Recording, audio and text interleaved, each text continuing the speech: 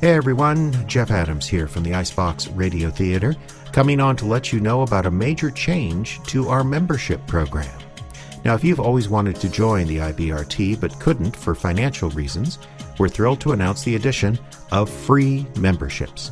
That's right, for the first time, we're offering you a seat at the table where all the big decisions are made here at the IBRT, absolutely free.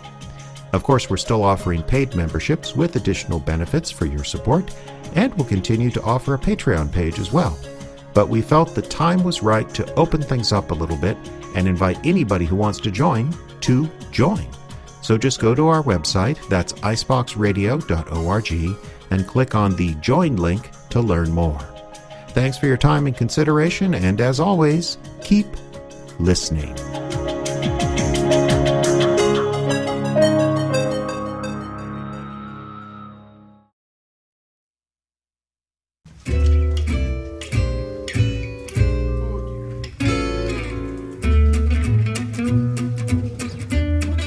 Welcome back to the Salty Jester and the Icebox Radio Theater, live with Whodunnit, an evening of classic radio sleuths. Well, it was in 2019 that we first discovered that our very own Justin Kapla was able to channel the spirit of classic film actor Sidney Greenstreet, and we decided to cash in with our own version of the classic radio series that starred Greenstreet, The New Adventures of Nero Wolfe. This is the 7th time Justin has favored us with his rendition of the orchid-loving genius detective, and the 6th time that Jim Yount has returned as Wolfe's long-suffering, underrated legman and foil, Archie Goodwin. So now, the Icebox Radio Theater is proud to present Justin Kapla as Nero Wolfe in the Case of the Telltale Ribbon.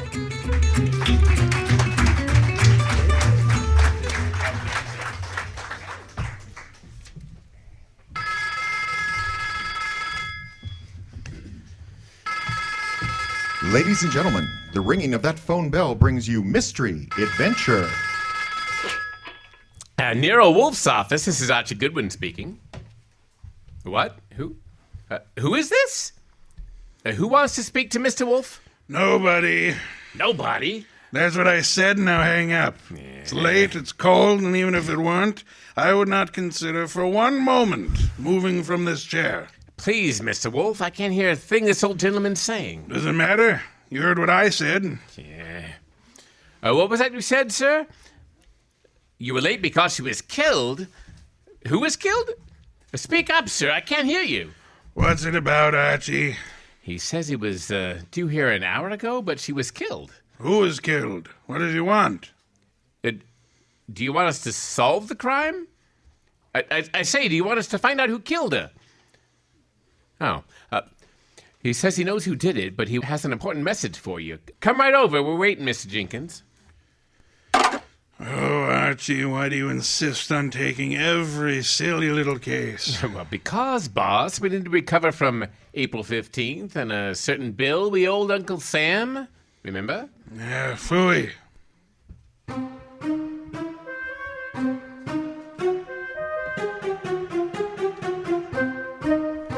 Ladies and gentlemen, it's that renowned genius who is the bulkiest, balkiest, most brilliant, and most renowned detective in the world. Yes, none other than that chair-borne mass of unpredictable intellect, Nero Wolfe, created by Rex Stout and brought to you over the Icebox Radio Network in the person of Justin Kapla.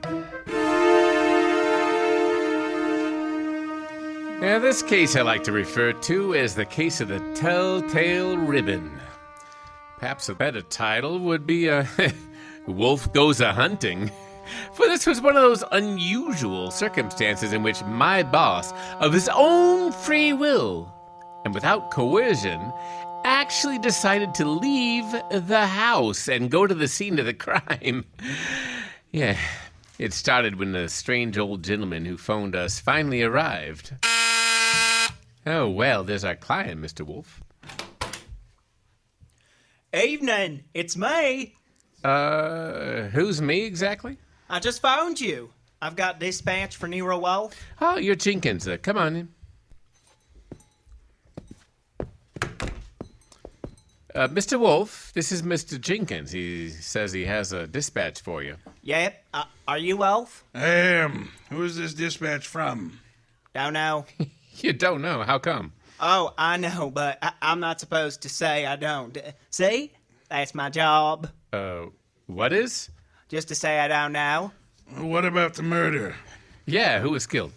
Oh, it was a terrible thing. We was just crossing the turnpike, and this fella came at us out of nowhere. The killer? Yeah, he must have been drunk, I guess. Well, how did it happen? Did he shoot her, stab her? Oh, no. He ran into her with his car, and she was only 9 years old. Oh, your granddaughter? Oh, no, it was Bessie. But the police got him. I have to appear, I guess. Probably get 90 days, he will. 90 days for murder. Murder? Was someone murdered? I must have missed something. No. Look, we're talking about Bessie and what you want us to do about it?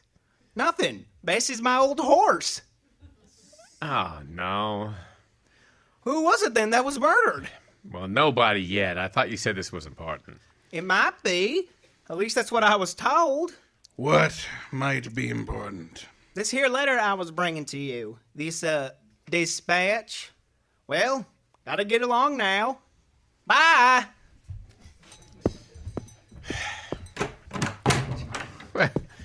Well, would you get him? What a pixie.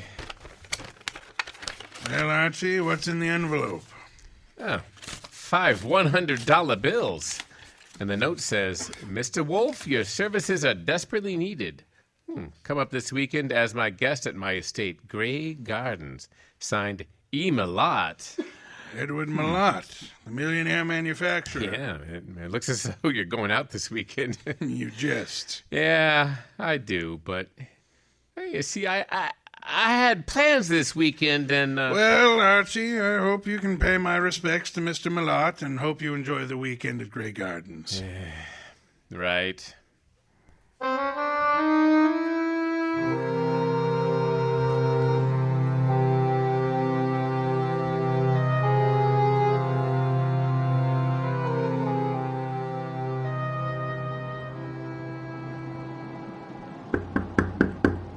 Yeah, something's certainly phony about this. There's no party going on here tonight.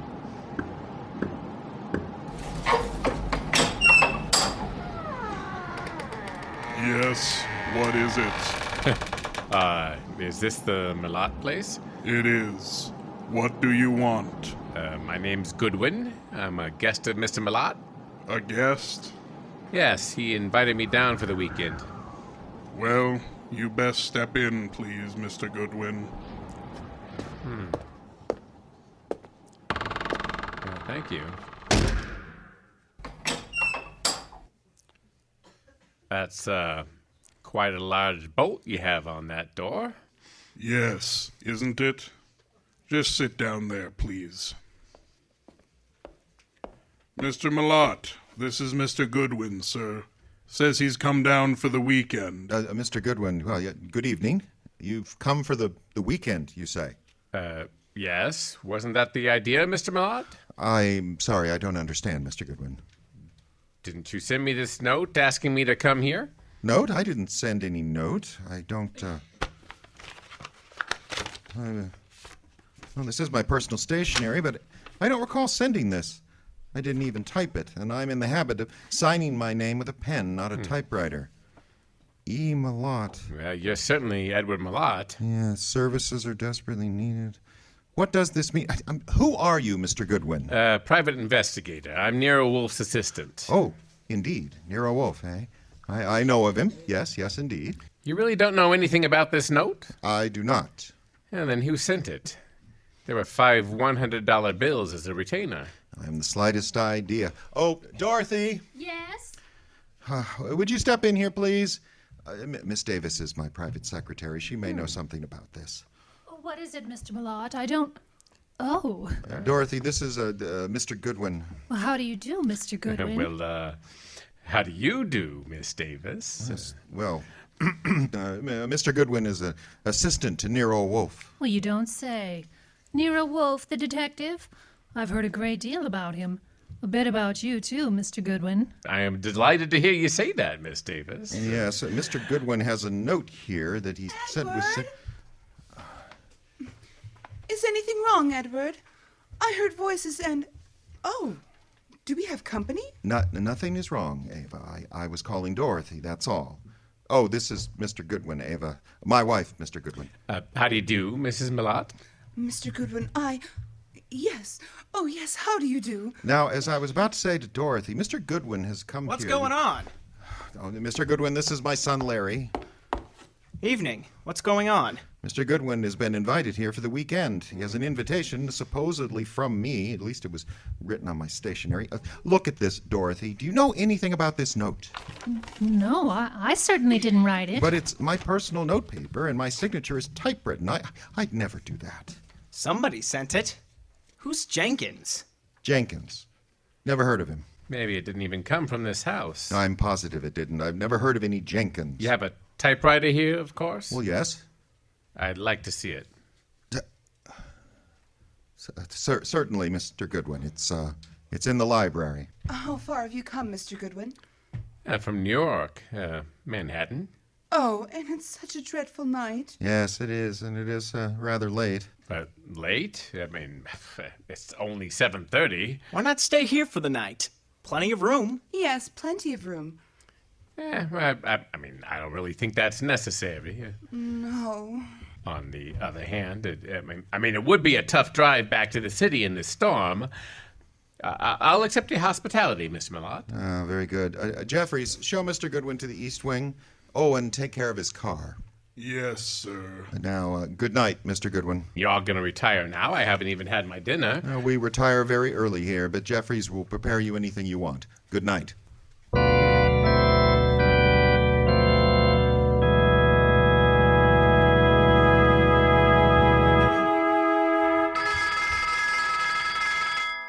Confounded, who moved that phone? Nero Wolfe speaking. Yeah, it's Archie, boss. Well, I'm here at Millot's place, but there ain't no party. Well, are you in the right house? I'm afraid I am. They've all gone to bed. A weird bunch. The wife, who looks, very sickly, and I think she wants to say something to me alone. Larry, the son, and Millot's secretary, Dorothy Davis. She has me bothered a bit. Oh, how unusual. I assume she's pretty? Well, yeah, beauty, but she seems to know all about me. You better come home, Archie. I can see you're in no condition to handle this case properly. Just give them their money back. I forgot to tell you. Millot didn't send the note, and no one here knows anything about it, so we can keep the dough. How interesting. Well, in that case, the circumstances would indicate that you should stay there and wait for it to happen. For what to happen? Whatever the fates have conspired to have happen whilst your shiny little ego is in the midst of it. Goodbye.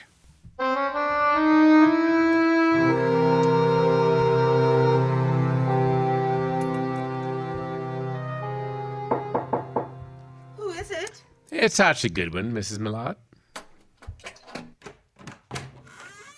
Come in, quickly. So I saw you give me the eye when I was about to leave, so I waited until I was sure everyone was asleep. Now, what's up? I wrote you that note. I sent for you. I see. Oldman Jenkins is a scissor and knife sharpener who happens along every month or so. They wouldn't know him. I put 5 $100 bills in the envelope. Well, that proves you sent it, which only leaves why. My life is endangered. I've been threatened. I've received 3 notes through the mail.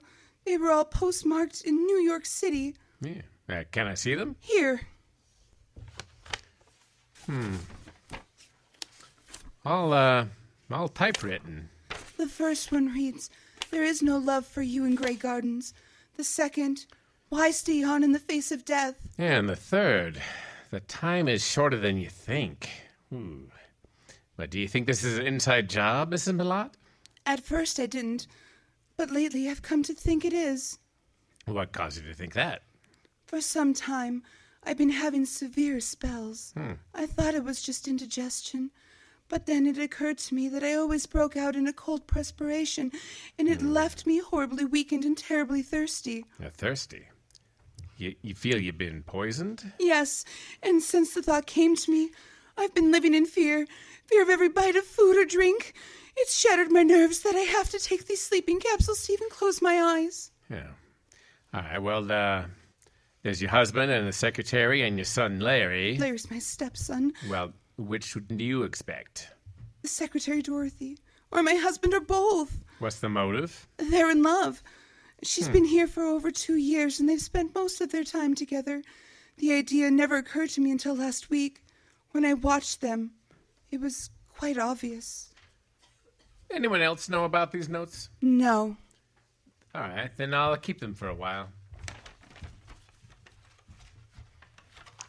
Good night, Mrs. Millot. Don't worry, I'll make sure Mr. Wolfe gets to the bottom of this.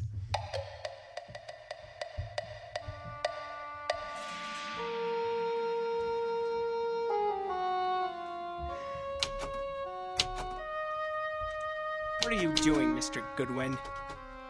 Snooping around in Father's library. Well, I was just trying to figure out if this typewriter was the machine used to type those notes. What? What notes? The notes you sent to your stepmother. Well, I don't know anything about any notes. Then why were you so startled? I'm not startled. I just... Why would I threaten her? Yeah, so you do know about them. I didn't mention the contents of the notes. I just happened to see them on the table in the sitting room. You don't care too much about your stepmother, do you? Oh, she's all right.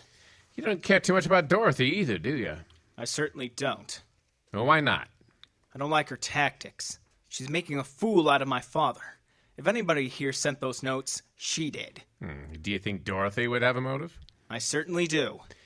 Of course, you wouldn't have a motive yourself, would you? No. I'm inclined to think you would. Just what motive would I have? You don't seem to like any woman who gets too close to your father.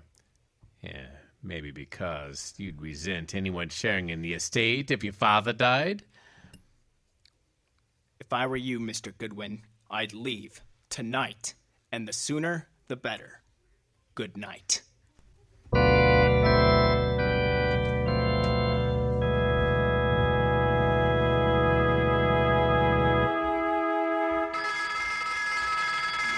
Archie!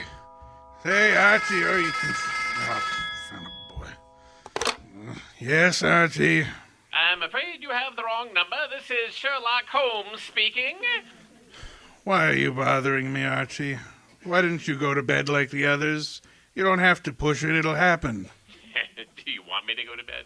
No, you've forced me to pick up this confounded device, so report. All right, so, Eva Millot thinks she's being slowly poisoned. She suspects her husband and his secretary. Well, she could be right. What are the symptoms she suffers?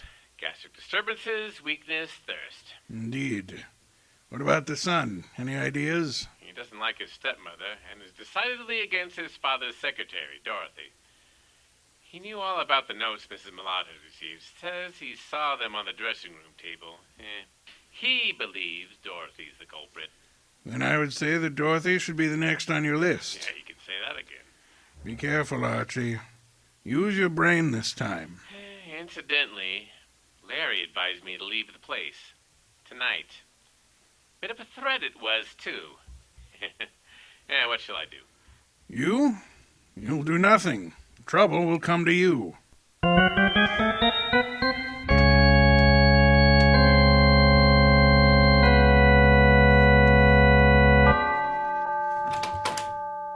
Hello there, Mr. Millot. I thought you'd tuned in for the night. It's quite obvious you thought so, Mr. Goodwin. What are you doing in the library? I'm just looking for something to read. You'll find the books all around the walls, not on my desk. Well, you know, I'm looking for a particular kind of book. I'm very interested in poisons. Poisons? Yeah, it's a hobby of mine. You happen to have any books on toxicology? I do not. What's that book on the fourth shelf, right beside you? Toxicology. Where did that come from? I never saw it before. Or perhaps it was in that assorted collection of books I bought a couple of weeks ago. I hadn't really noticed it. Larry probably put them on the shelves. Mr. Millot, how long have you known Dorothy, your secretary? Oh, a little over 2 years. Did it ever occur to you that she might be, infatuated with you? What? Well, of all the... Now, see here. I don't know what you're up to, and I don't know how you got hold of my stationery to write that fake note. The but notes I are will not fake, Malott. I'm only trying to find out what's back of it. Mr. Goodwin, there is nothing going on here that requires the services of a detective. And Dorothy is not in love with me. I didn't say she was. I only asked you if you thought she might be. Well, since this conversation seems to concern me, I suppose I'm at liberty to come in. Did you hear what this man said, Dorothy? Yes, I did, Mr. Malott. And I'd like to have a few words alone with Mr. Goodwin, if you don't mind. Mr. Goodwin, would you mind coming with me for a few minutes? No, not at all. And it's rather late, Mr. Malott. Don't you think you should retire for the evening? It is a heavy day tomorrow. Well, yes, I suppose I should. And please, don't let this upset you. Mr. Goodwin has been misinformed. I'll straighten him out. Come on, Mr. Goodwin. Come along. The bar is right across the hall. I'll fix you a nice, soothing drink. Yeah, that'll be nice. What would you like? In the way of drinks? Well, some 7-Up. Really? Well, just sit down over here. Okay. Well, what do you want to talk about? Well, where did you get the idea that I was in love with Mr. Malott? Well, first, suppose you tell me whether you are in love with him. Yes, I am. But until a few minutes ago, he wasn't even aware of it. I worship him and his work, but I never wanted him to know because he's married. It would have caused trouble, and I would have had to leave. And now he knows. Now that he knows, what'll happen? Well, I'm going to leave tonight. Now. I see. And since I don't own a car, Mr. Goodwin, I'm going to ask you to do a very great favor. Mm-hmm. Will you run me into New York? I want to leave without a word. If I wait until morning, I'll have to explain to Mr. Malott, and that would be most embarrassing. Can you help me, Archie? Oh, so now it's Archie. You don't really mind, do you? I should, maybe. Don't you like your drink? Yeah, I was just wondering what you put in it. What do you mean? What'd you dope it with? Why would I do that? Well, there might be several reasons. Maybe you wanted to knock me out and steal my car. There is nothing in that drink. Suppose you drink it, then. Why? Yeah. Give it to me. I'll throw it out. You want another drink? Fix it yourself. I'll have my things ready in 5 minutes. Are you going to take me? Certainly I'll take you. Are you sure you have to go tonight? I must go tonight. Mr. Wolfe's always so right. I just wish I knew why. What? Just talking to myself. Dorothy, Larry, Jeffries, come upstairs. Why? What's happened? Call Dr. Hauser. Something terrible's happened to Ava.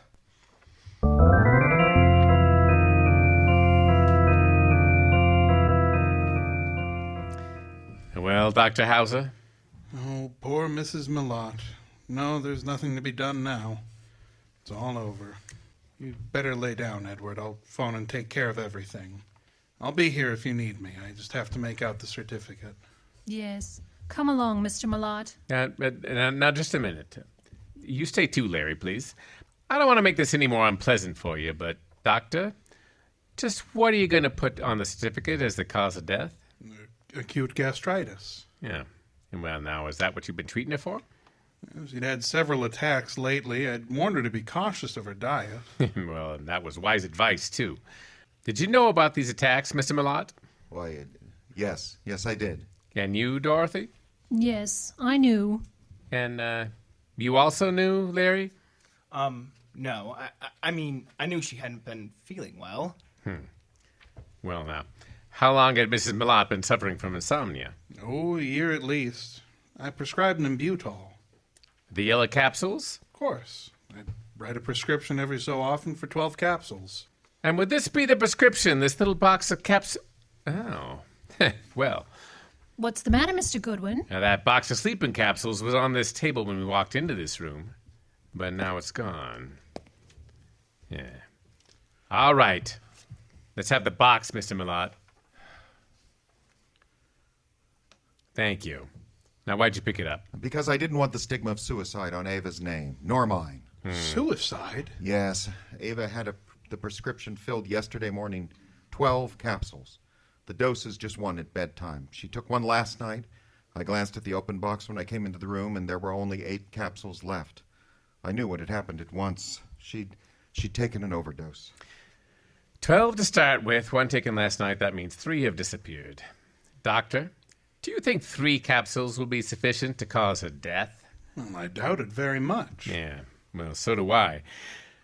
Mrs. Millard didn't die from an overdose of sleeping capsules. She was poisoned. Poisoned? Are you crazy? By whom? By you. Or Dorothy, or Larry. No, I didn't do it. I didn't write those notes. What notes?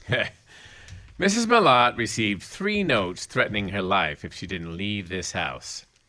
Each of you had a motive. So I'm sending this body to the coroner for an immediate autopsy. I won't permit it. The police will see to it. You have no choice.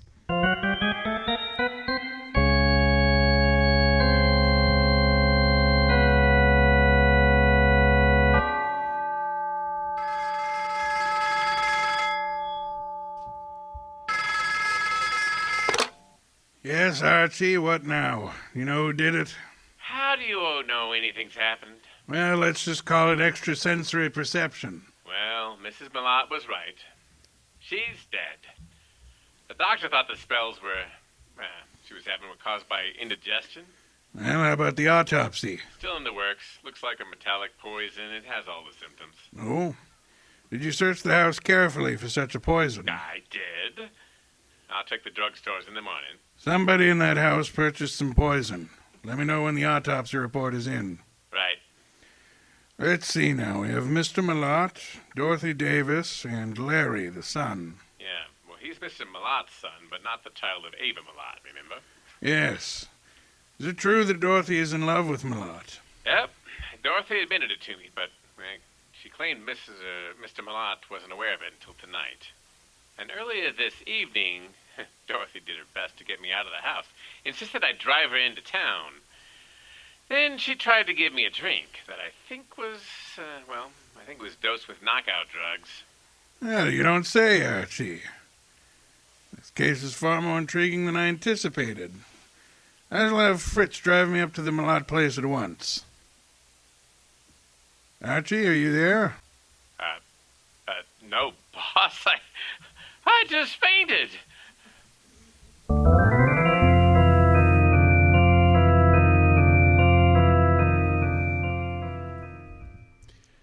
And that, Mr. Wolfe, is the most of the story up till now.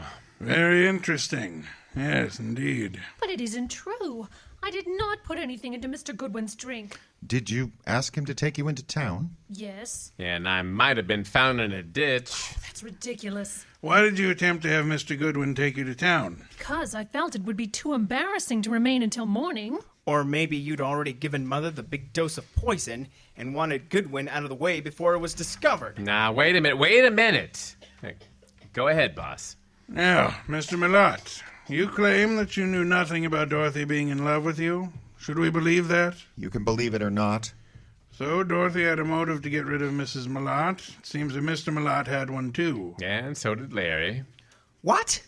You admitted to me that you didn't like your stepmother. And that you disliked Dorothy even more. I didn't say that. You said Dorothy was making a fool of your father.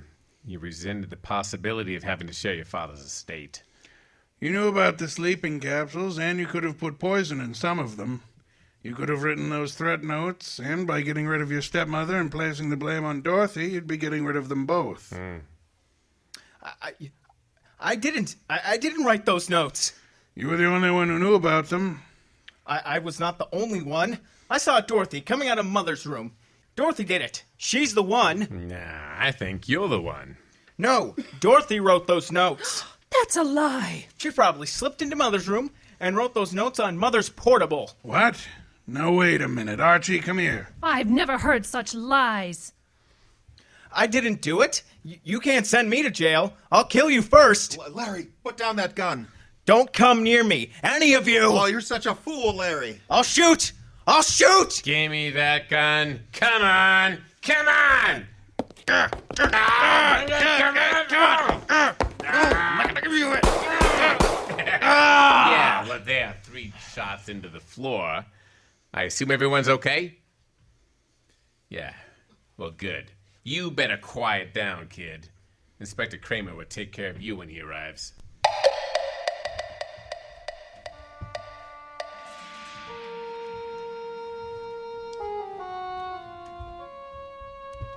Well, Wolfe, what goes on here? Where's Goodwin? I sent him upstairs, Inspector Kramer. Upstairs to Mrs. Malot's room to check on something. And there he is. What have you been doing, Goodwin? Now, this, Inspector, is the pièce de résistance. This little black box contains a typewriter. A portable, noiseless Remington. Mrs. Malot's typewriter. What? I didn't even know she had a typewriter. Larry knew she had one, and this is undoubtedly the very typewriter the threat notes were written on. All three of them. You were right, boss. I knew she had a typewriter, but I didn't write those notes. Pipe down. Goodwin, how do you know the notes were written on this typewriter? I've compared the type and the ribbon. They're both the same. It was Dorothy! Larry, I don't believe a word you've been saying. Dorothy couldn't possibly be guilty of such a thing. If anyone's guilty, you yourself certainly have all the earmarks. Everybody's against me. Even my own father. But I'm innocent. Hold on, everybody. Let me get that. Hello? Oh, yeah, just a second. You better get this, boss. Wolf speaking. Yes, go ahead. Let's have it. Yes, he's here, but he won't mind. Yes, I see. You've just finished. Well, thank you. Goodbye. That was the police lab reporting that poison was found in the sleeping capsules. Also, the coroner completed the autopsy. Yeah, did they find poison in the body, too? That they did. The cause of death was acute arsenic poisoning, not drug overdose. Yeah, you were right again, boss. I'm going up to Mrs. Malot's room for a while. I want you to come with me.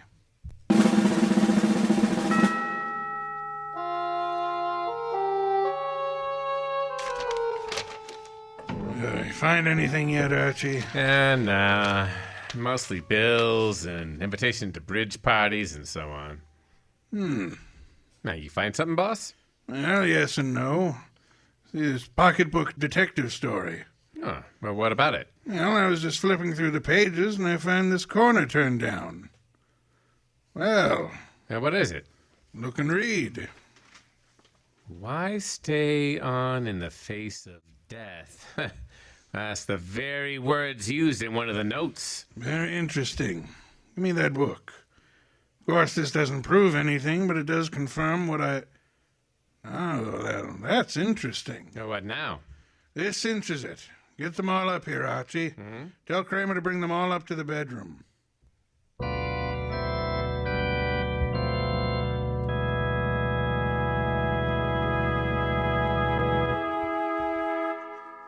Well, Wolfe, what now?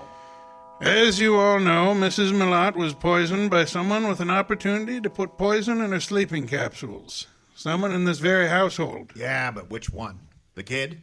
I never bought any poison in my life. Be quiet, will you? No, Inspector, it wasn't Larry. And I suppose you think I put the rest of that rat poison in your drink, Mr. Goodwin. No, Dorothy, it wasn't you either. But how did you know it was rat poison? I didn't. I just guessed. I can think, too. If it wasn't Dorothy or Larry, you must mean me. No, Mr. Malott, I do not. Oh, now, wait a minute. It had to be somebody. Yes. And this is going to be very painful to you, Mr. Malott. You mean Ava did commit suicide? More than suicide. While she did poison herself, she did it in such a way that both you and Dorothy would look guilty of murder. I can't believe it. Show him that mystery novel, Archie. Yeah, here's the proof. Some of the threat notes are lifted verbatim from this novel. And here on the back cover, isn't that not Mrs. Malott's handwriting? Yes. And this other note, the one she wrote to you, Mr. Wolfe, composed in pencil before she typed it out on her machine. Now, Wolfe, the note you received, was that the same typing as the threat notes? See for yourself, Inspector. Well, then why the dickens didn't Archie compare them right away? Well, just one of those things, Inspector. There are times when even a good detective is, shall we say, on the dull side.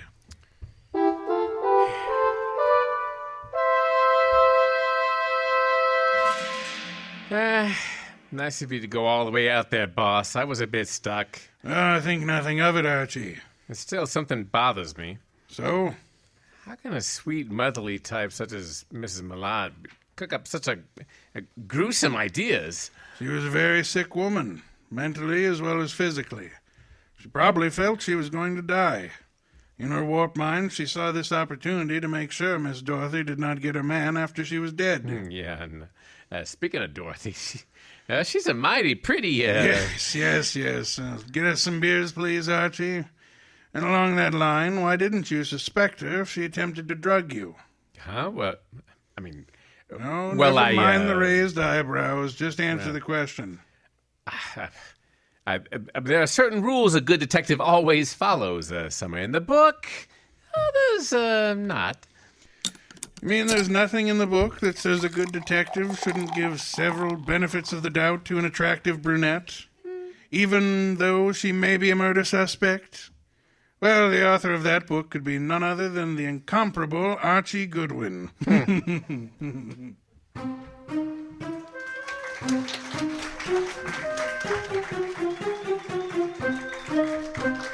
The New Adventures of Nero Wolfe. The Case of the Telltale Ribbon starred Dalton Johnson as Jenkins and Larry. Jeffrey Adams played Inspector Kramer and Edward.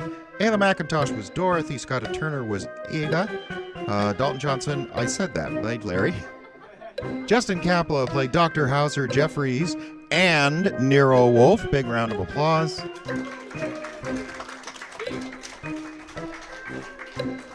And Jim Yount was Archie.